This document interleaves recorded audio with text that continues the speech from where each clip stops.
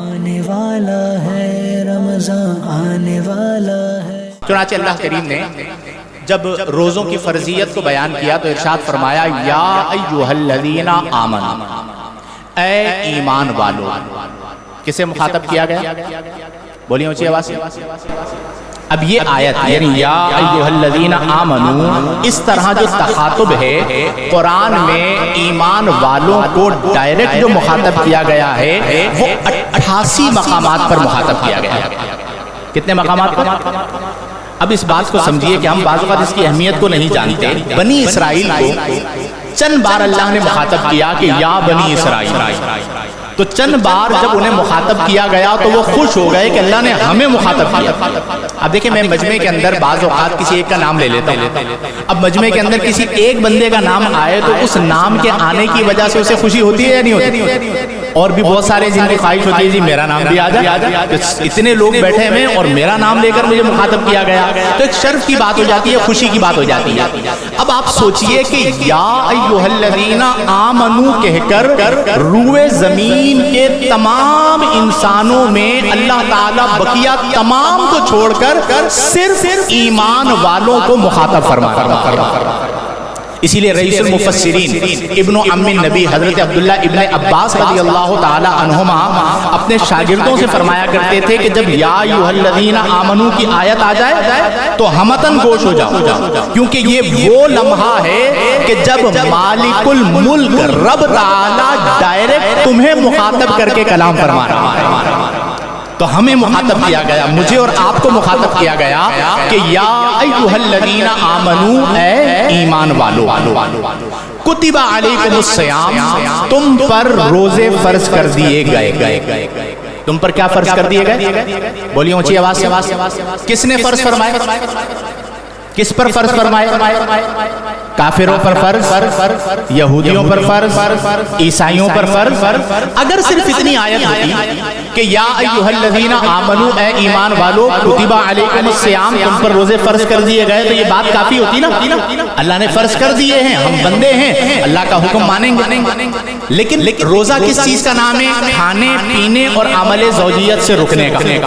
اب اللہ نے ہمیں ایک مہینے کے لیے کھانے پینے اور عمل زوجیت سے روک دیا، تو اگر صرف اتنا کہا جاتا تو ہو سکتا ہے کسی مسلمان کے ذہن میں یہ خیال آتا کہ شاید اللہ ناراض ہو گیا، اس لیے اللہ نے ہمیں دن میں کھانے پینے سے منع فرما دیا ہے، اس کی ناراضگی کے کیا اسباب ہیں؟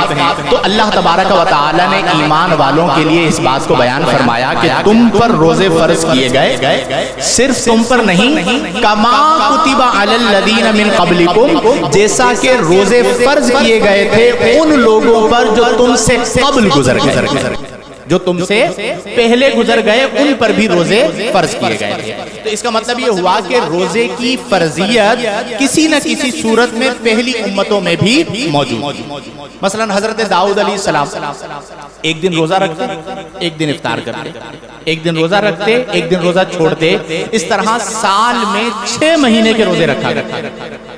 کتنے مہینے کے؟ جسے کہا جاتا ہے صوم داؤدی۔ کیا کہا جاتا ہے؟ صوم داؤدی۔ اسی طرح عیسائیوں پر اللہ تبارک و تعالی نے 2 مہینے کے روزے فرض فرمائے۔ کتنے مہینے کے؟ اسی طرح یہودی جو ہیں ان پر 40 دن کے روزے فرض۔ حضرت موسیٰ علیہ السلام کوہ طور پر تشریف لے گئے تھے تو 40 روز آپ نے وہاں پر چلہ فرمایا تھا، قیام فرمایا تھا، تو یہودیوں پر 40 روز کے روزے فرض کیے گئے۔ اور جو نبی کریم کی امت مرحومہ ہے، ہم لوگ ہیں، سرکار صلی اللہ علیہ وسلم کے یوں کہہ دیجئے یا یوں کہہ لیجئے لاڈلے امتی ہیں، ان پر کتنے روزے فرض کیے گئے؟ بولیے اونچی آواز سے۔ لیکن آپ دیکھیں کہ امت سرکار کی ہے، امت کس کی ہے؟ امت سرکار کی ہے، تو اس امت پر اللہ کا فضل یہ ہے کہ یہ کام کم کرے گی، کام کیا کرے گی، اور اجر جو ہے وہ اللہ تعالیٰ زیادہ عطا فرمائے گا۔ ایک موقع پر نبی کریم صلی اللہ علیہ وسلم نے فرمایا کہ یہود کی مثال ایسے ہے کہ جیسے کوئی فجر سے لے کر ظہر تک کام کرے اور اسے 1 قیراط اجر دیا جائے، قیراط ایک پیمانہ کہہ لیجئے، 1 قیراط اجر دیا جائے، یہ یہود کی مثال ہے۔ پھر فرمایا نصارہ یعنی عیسائیوں کی مثال ایسے ہے کہ وہ ظہر سے لے کر عصر تک کام کریں اور انہیں ایک قرات اجر دیا جائے۔ اب آپ جانتے ہیں کہ فجر سے ظہر کا جو ٹائم ہے وہ زیادہ ہے، اور اجر کتنا ملا؟ عیسائیوں کے لیے ظہر سے عصر کا جو ٹائم ہے وہ فجر سے ظہر کے مقابلے میں کیا ہے؟ اجر کتنا ملا؟ آپ نے فرمایا کہ میری امت کی مثال ایسے ہے جیسے کوئی عصر سے مغرب تک کام کرے۔ کب سے؟ اب سب سے کم ٹائم کون سا ہے؟ فجر سے ظہر بہت لمبا ٹائم ہے، پھر ظہر سے عصر لمبا ٹائم ہے، لیکن عصر سے مغرب، فرمایا میری امت کی مثال ایسے ہے کہ کوئی عصر سے مغرب تک کام کرے۔ اب جس نے فجر سے ظہر تک کیا کتنا اجر ملا؟ ظہر سے عصر تک کام کیا کتنا اجر ملا؟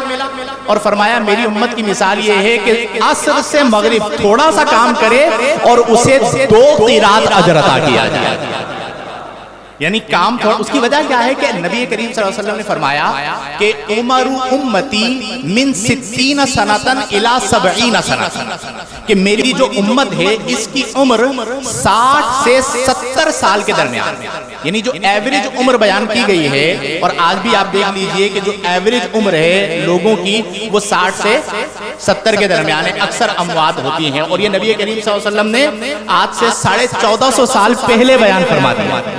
وہ آج ثابت ہو رہا ہے کہ عمر کی جو ایوریج ہے وہ 60 سے 70 سال ہے۔ تو فرمایا چونکہ میری امت کی عمریں کم ہیں اور پہلی جو امتیں تھیں ان کی عمریں زیادہ ہوا کرتی تھیں۔ وہ کسی نبی علیہ السلام کے پاس ایک عورت آئی اور پچھلی امتوں میں سے انہوں نے آ کے عرض کیا کہ جی آپ دعا کر دیجئے کہ میری اولاد جو ہے نا وہ بچپن میں ہی مر جاتی ہے۔ کب مر جاتی ہے؟ تو آپ دعا کریں کہ میری اولاد جو ہے وہ بچپن میں نہ مرے، تھوڑی عمر کو پالے۔ تو انہوں نے پوچھا کہ بھئی کتنی سال کی عمر میں مر جاتی ہے؟ تو انہوں نے کہا کوئی 200 سال میں مر جاتا ہے، کوئی 250 سال میں مر جاتا ہے، کوئی 300 سال میں مر جاتا ہے۔ یعنی ان امتوں میں عمریں اتنی زیادہ تھیں کہ 200 سال میں بچہ مر رہا ہے تو وہ عورت کیا دعا کروا رہی ہے کہ آپ دعا کریں کہ میری اولاد کی عمریں زیادہ ہو جائیں، کوئی 500 سال کا ہو، کوئی 600 سال کا ہو، کوئی 700 سال کا ہو۔ تو انہوں نے نبی علیہ السلام نے فرمایا کہ تمہاری عمریں تو پھر بہت زیادہ ہیں، ایک امت ایسی بھی آئے گی کہ جن کی عمریں جو ہیں وہ 100 سال سے کم ہوا کریں گے۔ تو اب نبی کریم صلی اللہ علیہ وسلم کی جو امت مبارک ہے اس کی عمریں کم ہیں، تو اللہ نے اس امت پر رحم فرمایا کہ چونکہ تمہاری عمریں کم ہیں، ثواب ہم نے دینا ہے کہ قیامت کے دن کوئی 500 سال کا عمل لے کر آئے گا، کوئی 600 سال کا عمل لے کر آئے گا، کوئی 400 سال کا عمل لے کر آئے گا، لیکن میرے محبوب کا جو امتی ہے وہ آئے گا تو اس کی عمر ہی 40 سال 50 سال 60 سال 70 سال ہوگی، لیکن وہ جو ثواب لے کر آئے گا وہ 60 سال کا نہیں ہوگا، وہ ثواب کئی 100 گنا زیادہ ہوگا، کیونکہ ثواب ہم نے عطا فرمانا ہے۔ اے محبوب آپ کی امت عمل کم کرے گی اور ثواب ہم زیادہ عطا فرمائیں گے۔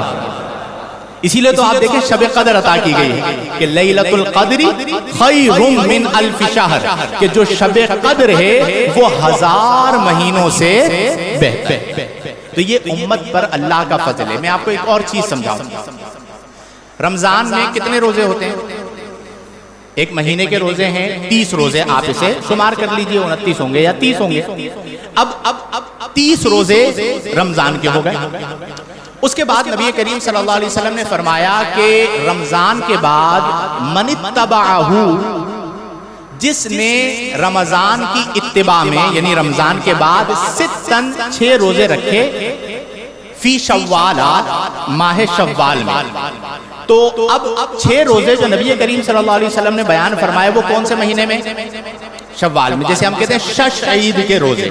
تو اب 30 رمضان کے روزے ہو گئے اور 6 روزے شوال کے ہو گئے۔ اب جب نبی کریم نے 6 روزے شوال کے بیان فرمایا تو فرمایا کہ جس نے رمضان کی اتباع میں رمضان کے بعد عید کے بعد 6 روزے رکھے تو یہ ایسا ہے گویا کہ اس نے پورے سال روزے رکھے۔ کیسے روزے رکھے؟ پورے سال۔ اب میں آپ کو ایک چیز سمجھاؤں، یہ نبی کریم صلی اللہ علیہ وسلم نے 1450 سال پہلے فرمایا کہ جس نے رمضان کے بعد 6 روزے رکھے تو یہ ایسا ہے گویا کہ اس نے پورے سال روزے رکھے۔ اب قرآن میں اللہ فرماتا ہے من جاء بالحسنۃ، جو کوئی نیکی کرے فَلَهُ عَشْرُ أَمْثَالِهَا، من جاء بالحسنتی، جس نے نیکی کو کیا تو اب نیکی ایک کی ہے، لیکن جو اس کا اجر اللہ تعالیٰ عطا فرما رہا ہے، فرمایا فَلَهُ عَشْرُ أَمْثَالِهَا، تو اسے اس نیکی کی مثل 10 نیکیاں اور عطا کی جاتی ہیں۔ یعنی وہ نیکی ایک کرتا ہے لیکن اس ایک نیکی کی مثل اسے مزید کتنی نیکیاں دی جاتی ہیں؟ یہ کون فرما رہا ہے؟ اب آپ دیکھیے کہ 30 روزے رمضان کے ہوئے اور 6 روزے عید کے ہوئے، کتنے ہو گئے؟ بولیے اور اونچی آواز سے بولیں، اب سمجھیے نبی کریم نے کیا فرمایا کہ جس نے 6 روزے رکھے تو یہ ایسا ہے گویا کہ اس نے پورا سال روزے رکھے، یہ حدیث صحیح ہے۔ اب 36 روزے ہوئے، آپ 36 کو 10 سے ضرب دے دیں، 36 کو کس سے ضرب دے دیں؟ اچھا 10 سے ضرب کیوں دے رہے ہیں؟ کیونکہ اللہ نے فرمایا فَلَهُ عَشْرُ أَمْثَالِهَا، کہ ایک نیکی کرے گا تو اس کی مثل اسے 10 دیا جائے گا۔ اب 30 رمضان کے، 6 ششعید کے، شوال کے، 36 کو آپ 10 سے ضرب دے دیں تو آپ کے پاس حاصل ضرب جو آتا ہے وہ 360 کیا آتا ہے؟ گویا کہ نبی کریم صلی اللہ علیہ وسلم نے فرمایا کہ اسے پورا سال روزہ رکھنے کا ثواب ملے گا۔ تو امت محمدیہ پر یہ اللہ کا فضل ہے کہ وہ روزے کو 36 رکھ رہے ہیں، 30 رکھ رہے ہیں، اور استحباباً 6 روزے اگر ساتھ ملانا چاہیں تو ساتھ ملا لیں، لیکن اللہ تعالیٰ انہیں ثواب جو عطا فرما رہا ہے وہ پورا سال روزہ رکھنے کا ثواب عطا فرما رہا ہے۔ آنے والا ہے رمضان، آنے والا